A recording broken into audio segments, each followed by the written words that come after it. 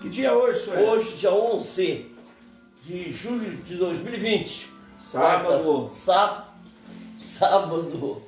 15 horas e 30... Não, 16 horas. 16 horas e 30 minutos. Certo, o que nós vamos fazer? Nós vamos fazer um estudo sobre mediunidade, sobre poesias e contos mediúnicos. E vamos, né? Pode falar. Falar sobre o retorno do Papa Paulo VI na espiritualidade. É um livrete muito pequenininho, é 1 minuto, 2 cabas, mas é importante, mas muito importante mesmo. Em 1971 se inicia a mediunidade de Sr. Edson e de lá para cá ele colecionou vários opúsculos dessa, mensagens e poesias mediúnicas, espíritos diversos. Organizado esses opúsculos por letras, né, de A a Z, no caso esse é RV, e nesse conjunto aqui tem vamos contar de história, né, uma historinha que tem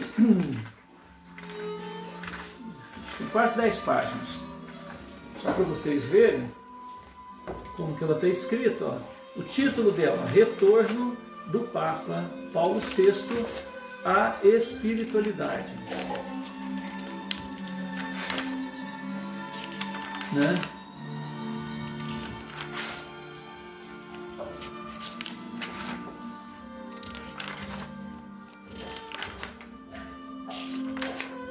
Uns 10 cores ou mais até. Então tem que fazer um bloquinho separado para que a pessoa possa aproveitar melhor o texto, né? Senão fica misturado no meio de outros. Então, ó, só para ver a figura dele. Quem escreveu esse texto aqui? Verdade.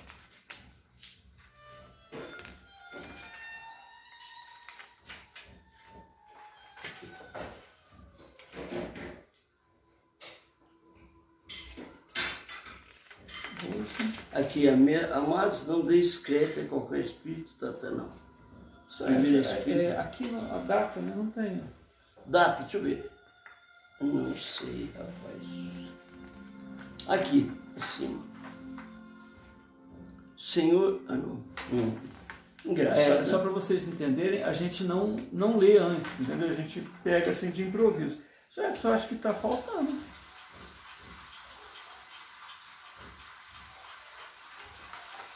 Deixa eu ver aqui.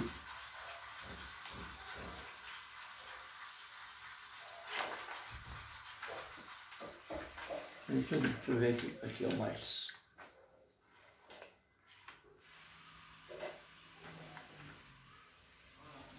Eu nunca li isso aqui. Já li, cara.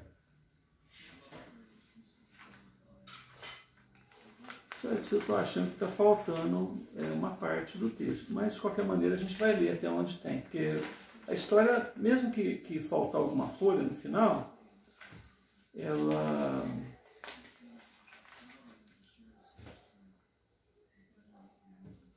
Sabe por quê? Não tem o encerramento dela. Mas aqui tem um pedacinho aqui já encerra, ó. Com um sorriso dos lábios, de boa consola o Papa. É isso. E ele fala assim, pode ler, sabe por quê? Mesmo que faltar um pedacinho no final, compensa ler o texto, né? Bem, bloco, bom, não tem bloco, é um bloco, nós vamos ler separado. O retorno do Papa Paulo VI à espiritualidade, e está faltando até a data, isso, eu não sei quando. É o que eu estou falando, está faltando, talvez está faltando uma folha, está faltando uma folha. Esse é só o meio da história. Na hora de colocar aí na sequência, deve estar faltando a última folha. Está faltando o espírito que escreveu. Aliás, não, mas o espírito não. Foi o Papa. Não foi ele, não. Mas não tem que ler. Não tem importância. Lê ele porque não vai perder. De qualquer maneira não vai perder. Porque está quase completo. Se faltar... Olha, pensa bem. Retorno do Papa Paulo VI à espiritualidade. Começa assim. Ao despertar no mundo dos espíritos, o Papa Paulo VI viu-se rodeado por diversas entidades angélicas, dentre elas o seu amigo Dubois, que o envolve em muita luz. Toma-o nos braços, à maneira de mãe que aconchega o filho ao peito, aquecendo e transmitindo o amor fraterno. Diz: meu amigo, eu já o esperava de há muito. Tanto tenho que te dizer, mas não posso me precipitar.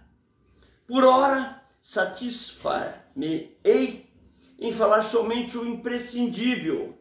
Necessitas descansar e se inteirar da realidade em que te encontras.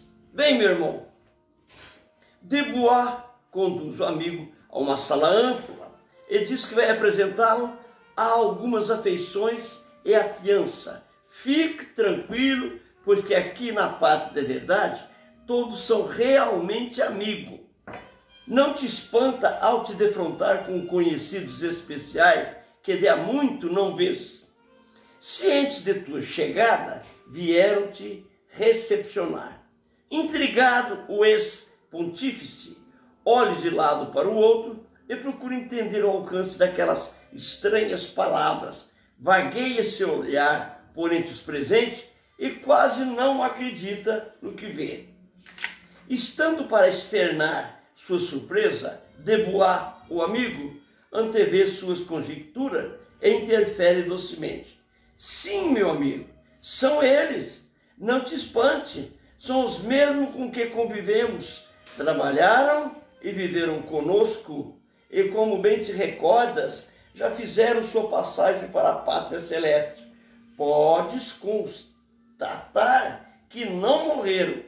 Não te espante de afirmar que vós também acabaste de entrar no mundo dos espíritos, que é a Pátria da Verdade. O mundo dos espíritos, né?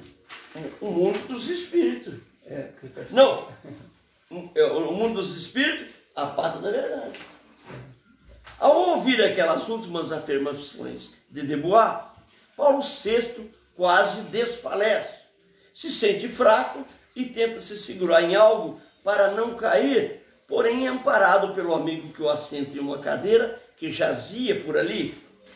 Frente a ele se achavam amigos, companheiros, confrades, padres, bispo, arcebispo, agostinianos, neófitos na fé católica, além de albergados e enfermos. Outros sim, haviam freiras e irmãs de caridade. Ali estavam todos naquela assembleia. Não apenas o eminente desencarnado estava sendo informado de seu real estado da alma. Dentre os contritos admiradores do ex-pontífice, havia outros espíritos desconhecedores que haviam cruzado a grande porta do além. Aquela autoridade eclesiástica logo assume seu novo estado de vida e diz aos presentes: caros irmãos em Cristo e fiéis do credo católico apostólico romano, não sei bem como são as coisas por aqui.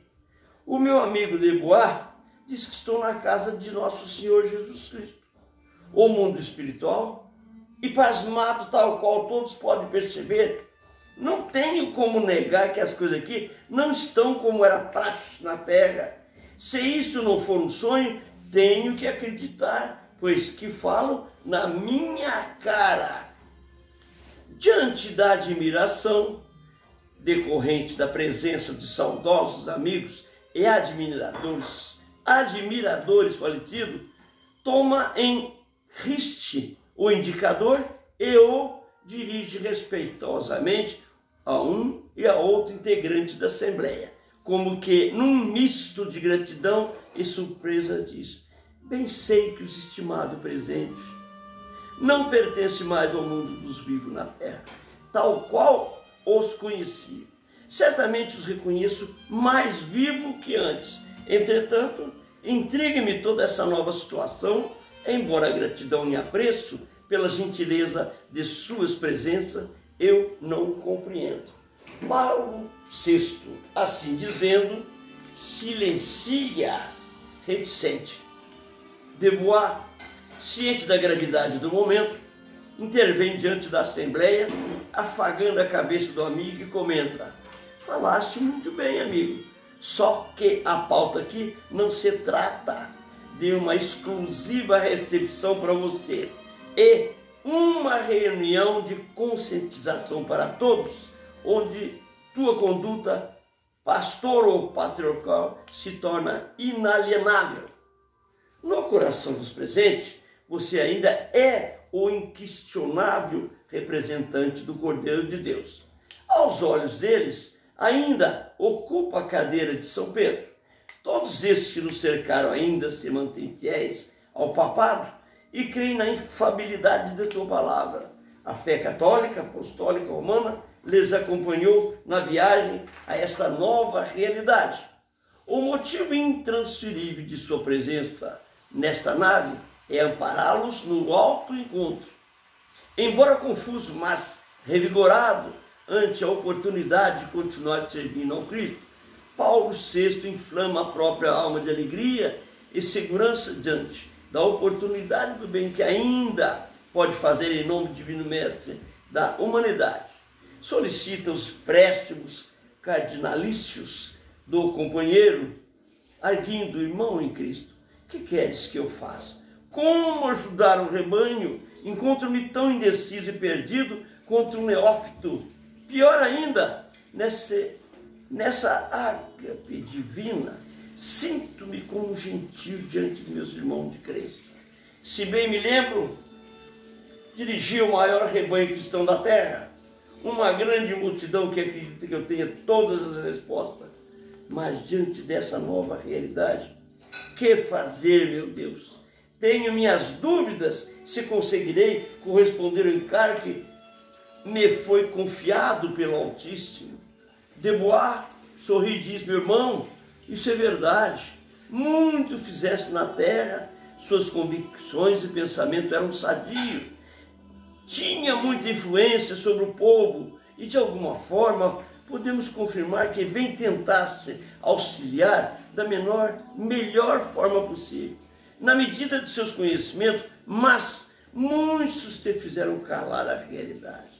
Professavas um catolicismo apostólico romano e doutorava o destino desses milhões de criaturas, confiantes em tua palavra. Afinal, ocupavas o encargo de Pedro, a pedra da igreja na terra. Pensei que não te envaideceste da colocação, mas você deixou muito por terminar. Conheceste ainda na terra a verdade, que ora te cerca, e não te decidiste por aprendê-la e difundi-la ao rebanho, que afinal confia em sua união divina com o bem-amado Cosmo. Por isso, precisas terminar, ou melhor, continuar esse trabalho. O pároco, após ouvir essa palavra, já se vê mais consciente de sua responsabilidade e unção. Não se mostrava mais assustado, pelo contrário, mostrava-se bem disposto e otimista quanto ao futuro.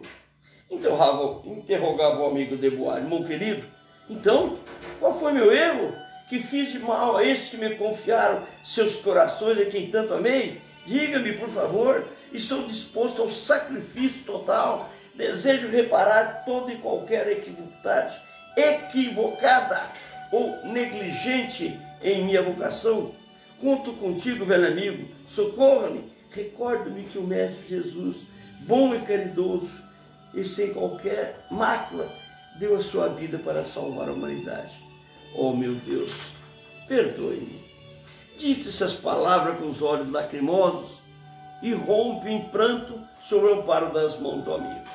Com um sorriso dos lábios, Debois o consola dizendo: Deus te abençoe, meu irmão, por essas palavras reconhecidamente de entendimento, amor e causa. Debois levantaria a cabeça e completa: nada de lamentações, não incorreste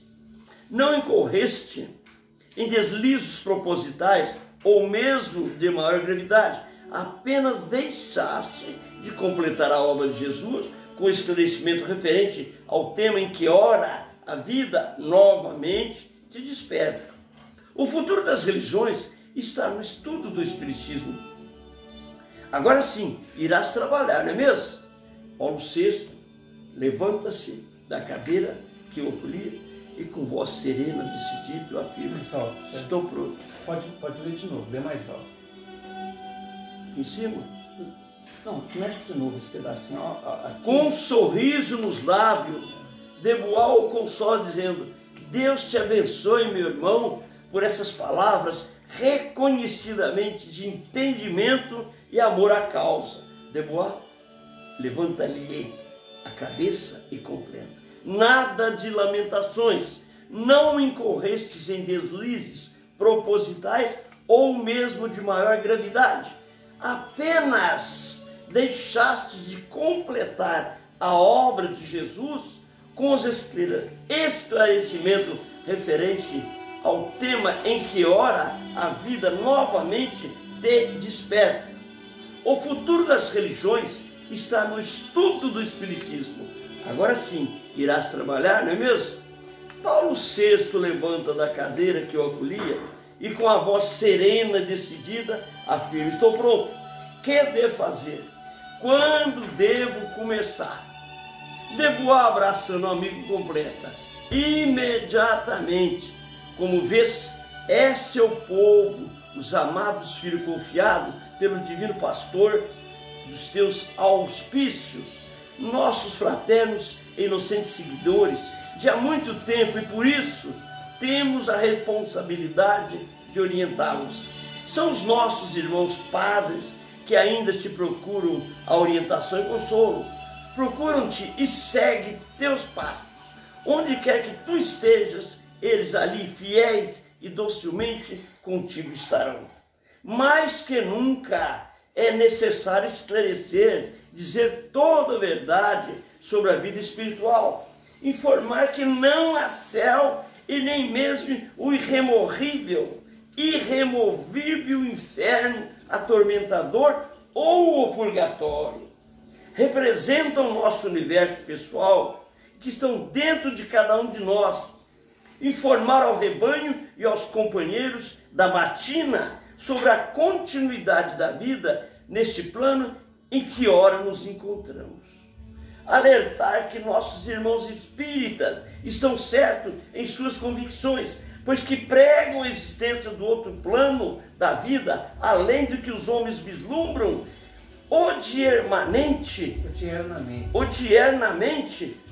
no chão terrestre, porém mais aprimorado, uma vez que a vida no asfalto ou poeira do campo e da estrada é cópia dessa realidade espiritual que, aliás, já participa. Como vê por ti mesmo, já és parte da realidade.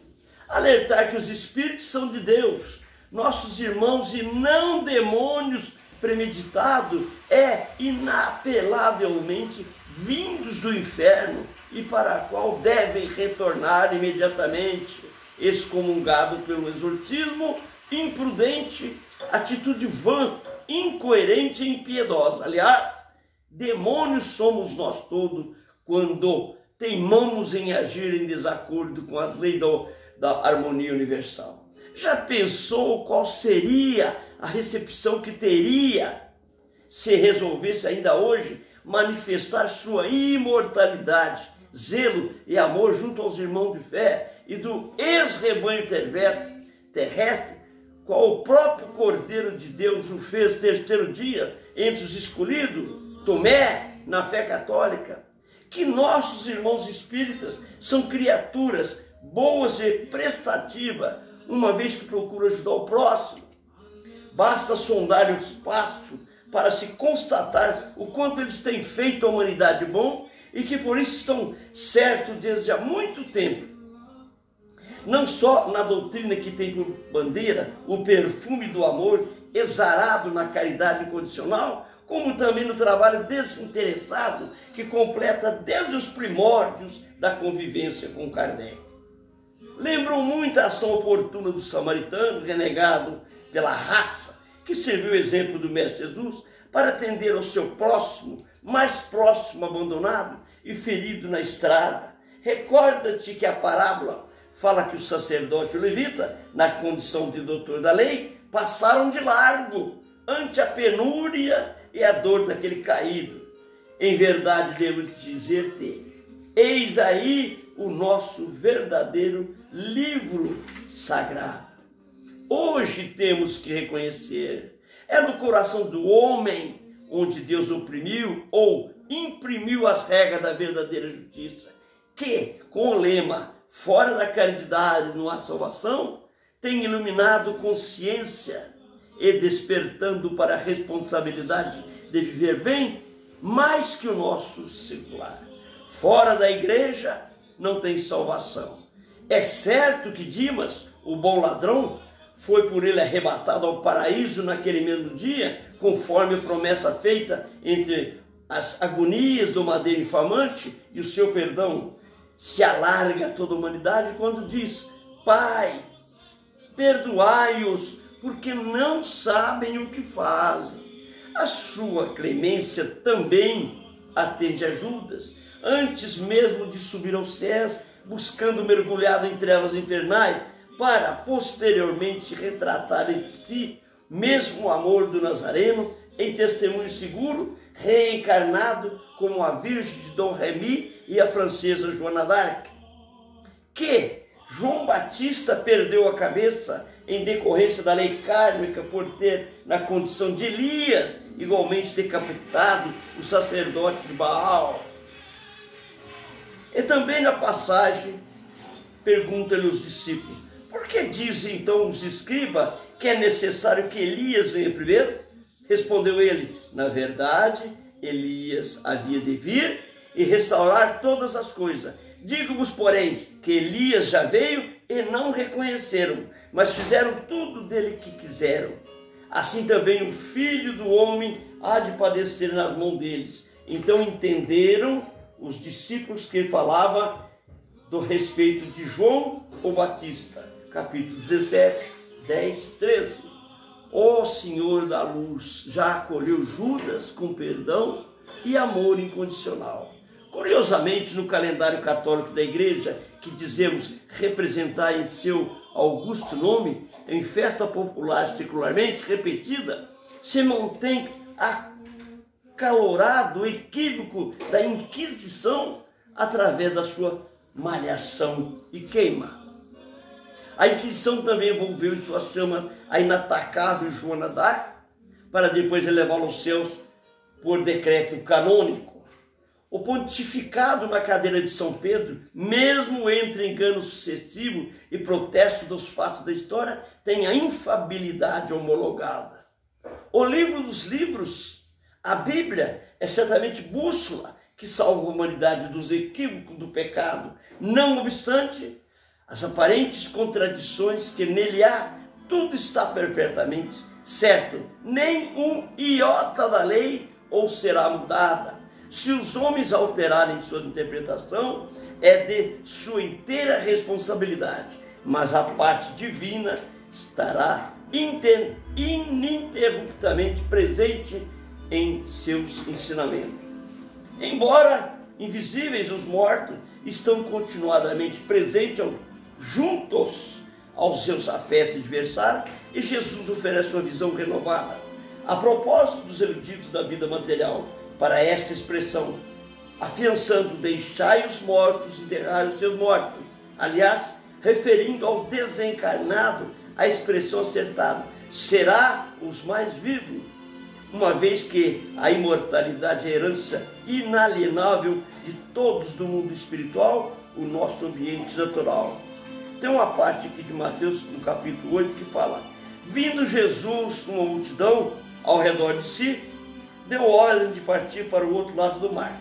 E aproximando o escriba, disse: mestre, seguir-te-ei para onde fores, quer que fores. Respondeu-lhe Jesus: as raposas têm seus covis, as aves do céu seus ninhos, mas o Filho do Homem não tem onde reclinar a cabeça.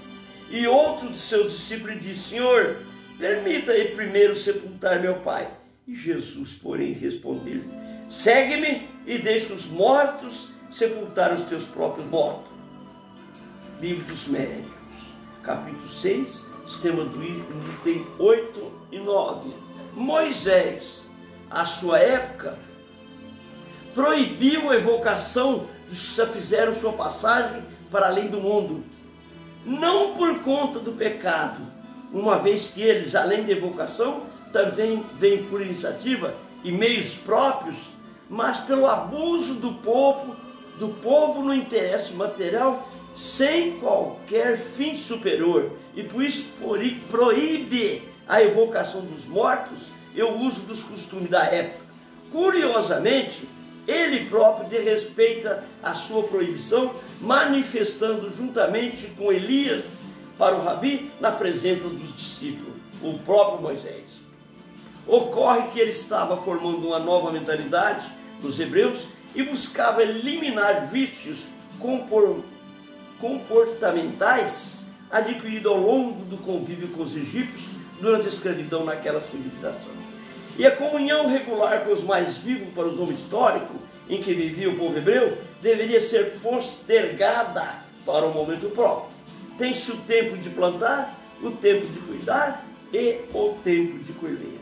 Diz no Mateus 17: 6 dias depois tomou Jesus a Pedro, a Tiago, a João, irmão deste, e os conduziu à parte de um alto monte, e foi transfigurado diante deles, e o seu rosto resplandeceu como o sol, e as suas vestes tornaram-se brancas como luz, e eis que lá aparece Moisés e Elias falando com ele.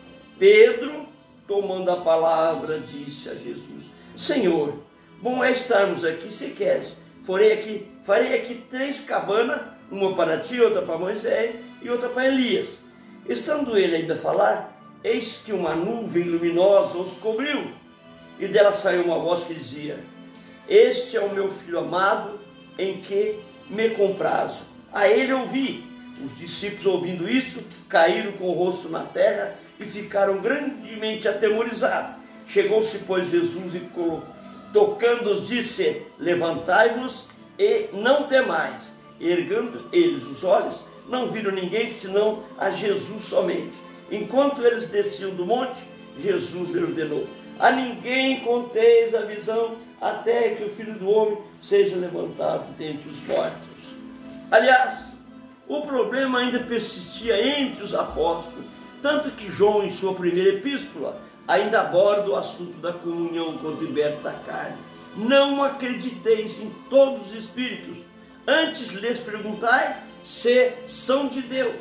Enquanto na carne são muitos chamados e poucos que atendem o chamado de dever maior, porque resolveram atender aos outros chamados mundo, massacrando a carne e a alma e busca de prazeres efêmeros, devendo, portanto, retornar à terra e lavar a alma no suor do trabalho digno, sob o auspício da orientação renovadora de Cristo Jesus.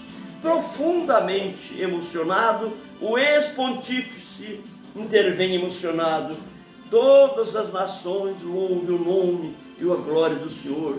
Glória ao augusto Criador dos céus e de toda a criação. Hosana, as boa vontade entre os homens. Nasce e renasce Jesus em todos os corações.